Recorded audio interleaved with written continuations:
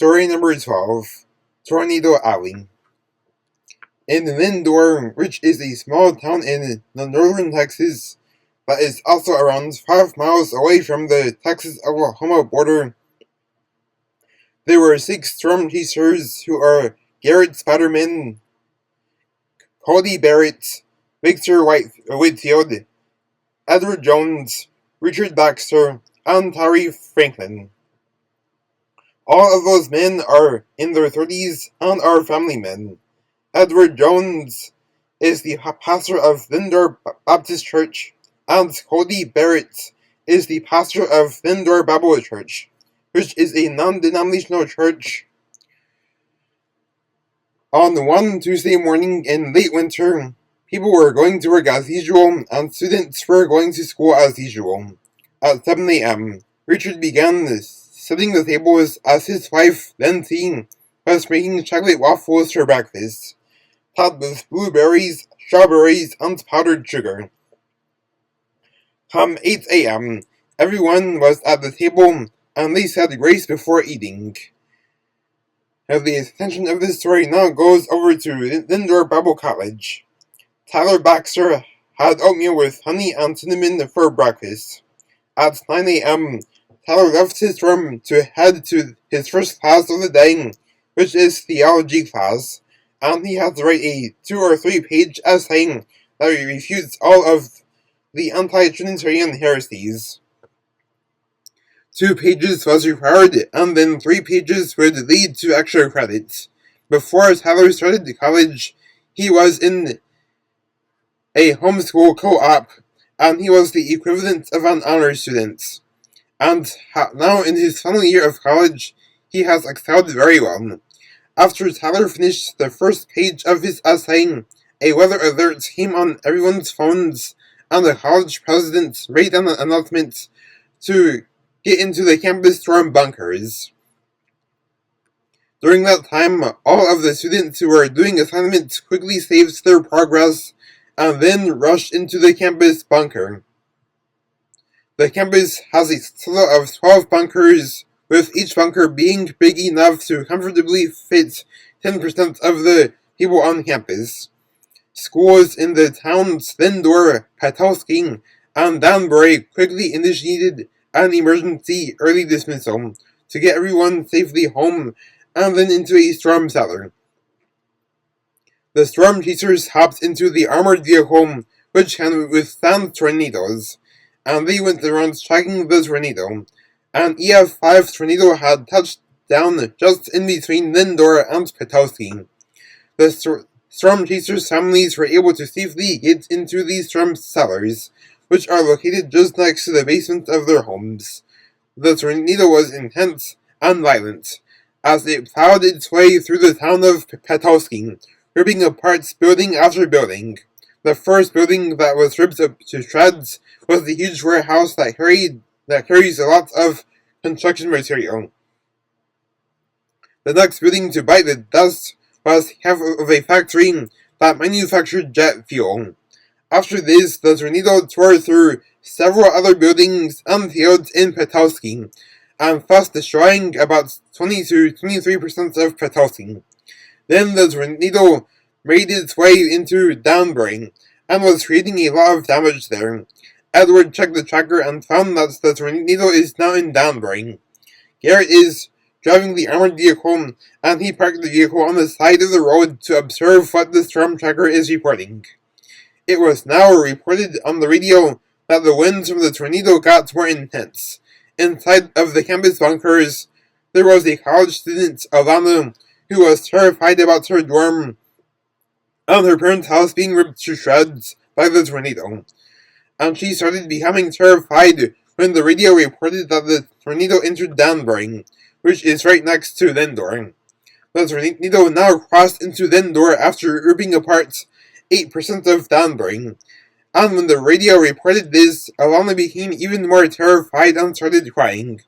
Then a friend told her to read Psalm 23 or a couple of other comforting Bible verses to relieve the fear that she was dealing with.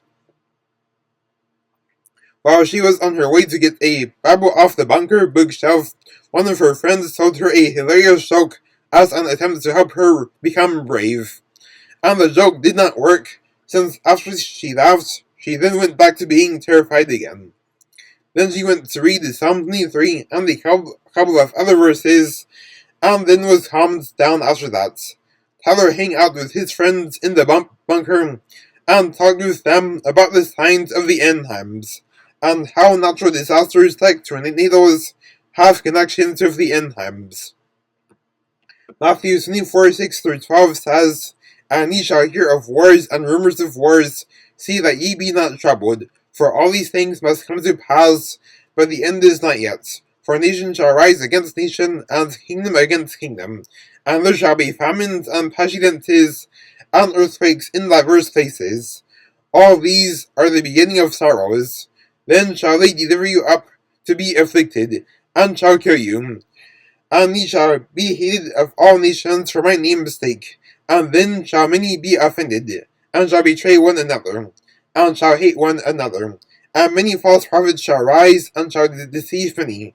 And because iniquity shall abound, the love of many shall wax cold."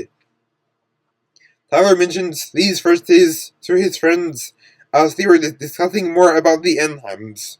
They highlighted the fact that we are indeed living on borrowed time. Tyler and his fraternity are truly devoted to the Lord, and they keep watch on the signs of the end times, and they keep track of these signs on a weekly basis. When they do this, they don't get scared, but rather they look up, since the day of redemption draws near, as said in Luke 21:28, which says, "And when these things begin to come to pass, then look up, and lift up your heads, for your redemption draweth nigh." Tyler and a couple of his friends also went street preaching on the weekends, and they even did it on the trips that they went on during spring break. Their spring break trips were not to get drunk and go carousing, but rather, they were to places that are truly exciting, and during that time, they went street preaching. They truly have a passion for the Lord as they are on fire for God, witnessing to others every chance they get, and street preaching on the weekends. Through this, they have spread the gospel to thousands of people during their evangelistic adventures. In the previous year, Tyler and his fraternity were going on a spring break trip to the Grand Canyon, and on their way there, they stopped in Santa Fe, New Mexico, to grab a bite to eat and to go street preaching.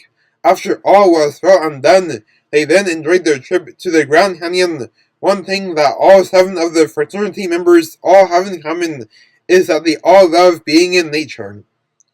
As the storm chasers were tracking the tornado went back and forth in between Lindor and Danbury, ripping apart fields and buildings. Then, after the tornado drifted back into Petoskey, the tornado dissolved and the storm ended. The storm chasers were then required to give a report about the EF5 tornado. They observed the tracker and found that the tornado was part of a tornado outbreak that wrecked across parts of northern Texas and southwestern Oklahoma.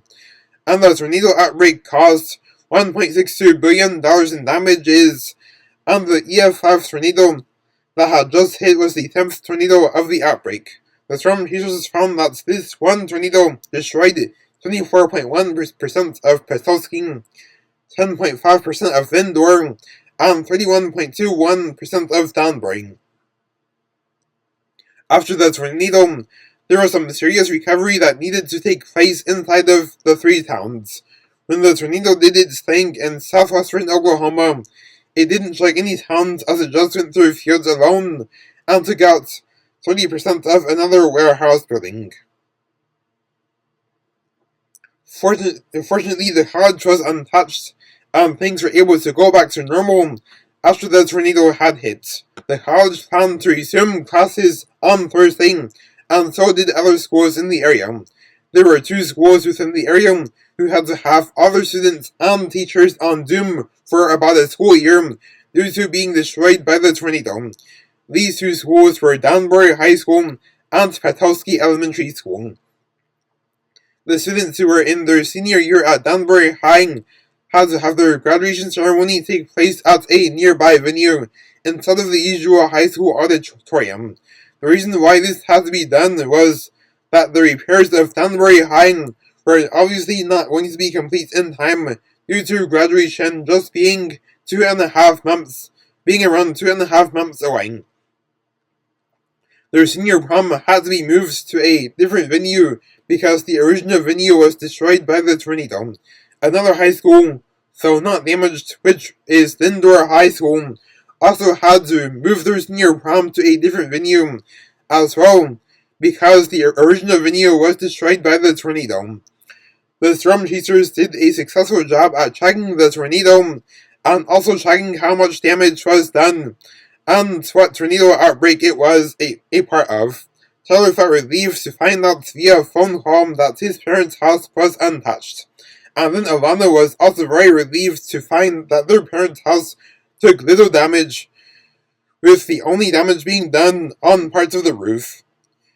Then, on the following nights, all of the churches in the area hosted a prayer vigil in the multi-town plaza zone in between Lindor and Danbury.